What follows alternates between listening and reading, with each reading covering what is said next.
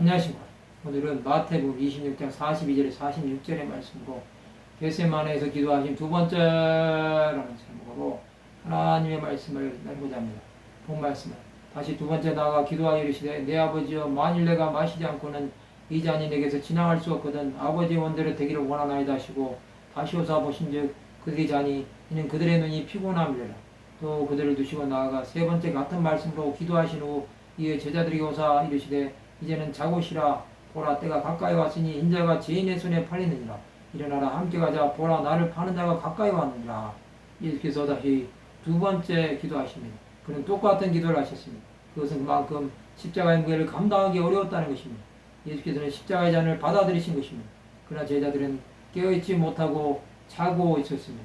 예수께서는 마지막까지 같은 기도를 하신 것입니다. 그것은 십자가로 가는 것이 하나님의 뜻임을 깨달은 것입니다. 이제 예수께서는 죄인의 손에 팔리게 됩니다. 그것은 때가 다 되었다는 것입니다. 예수 그리스도는 끝까지 기도하심으로 하나님의 뜻을 이루신 것입니다.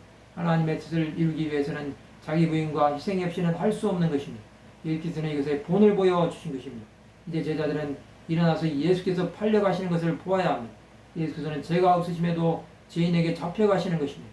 예수께서 잡히셔서 공의 신문을 받고 십자가에 못 박히실 때까지 하늘에서는 침묵하였습니다. 이것이 하나님의 뜻이었습니다. 하나님께 나간 예수께서는 하늘 보좌를 버리시고 이 땅에 오신 것입니다. 그는 이제 완전한 사람으로 죽음을 받아들여야 했던 것입니다. 예수께서 잡히심으로 구원은 시작이 됩니다.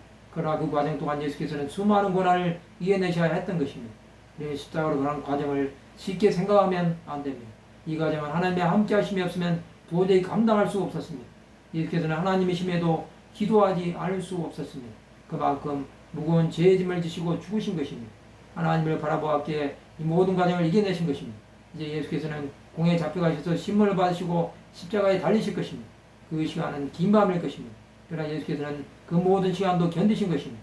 그것은 인류 구원이 앞에 있기에 부끄러움을 개의치 않으신 것입니다.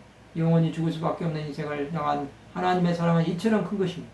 우리는 예수의 잡히심을 바라보며 십자가로 가는 길이 하나님의 낮아심의 사건임을 보아야 합니다. 용서할 수 없는 죄인들을 위해 지신 십자가는 우리의 머리로는 이해가 되지 않습니다. 아직도 자신이 죄인이 아니라고 생각하는 자들은 예수와 상관이 없을 것입니다.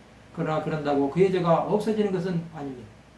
하나님을 끝까지 찾고 광고할 때 주 예수의 십자가의 의미가 보일 것입니다. 말씀을 마치고자 합니다. 겟세마네 동산에서 끝까지 기도하심으로 구원을 이루신 예수를 믿는 믿음으로 살아가는 하나님의 백성들이 되시기를 주님의 이름으로 축원합니다.